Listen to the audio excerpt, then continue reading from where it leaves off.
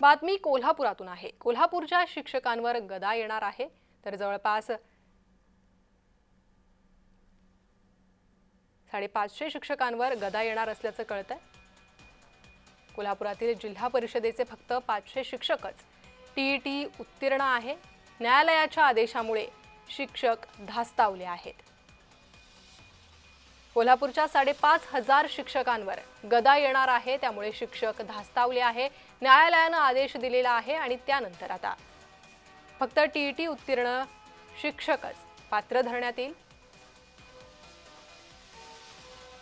7,481 पैकी जे आम्ही जुलै 24 मध्ये शिक्षक म्हणजे रिक्रुटमेंट झालेली आहे टीचर्स रिक्रुटमेंट मध्ये, त्याच्यामध्ये 585 शिक्षकांची आम्ही पोस्टिंग दिलेली आहे। हे 585 लोक जे आहेत ते टीईटी धारक आहेत, कारण ते पवित्र पोर्टल मधून आलेले आहेत। या व्यतिरिक्त काही शिक्षक असण्याची शक्यता आहे, कदाचित त्यांनी सुमोटो इन सर्व्हिस असलेल्या टीचर्सना टीईटी दिली असण्याची शक्यता आहे। पण ते जरी वजा जाता 10% लोक असतील, हे सगळं पाहता ऑलमोस्ट 6,500 शिक्षक असे असण्याची शक्यता आहे की जे टीईटी धारक नाहीये।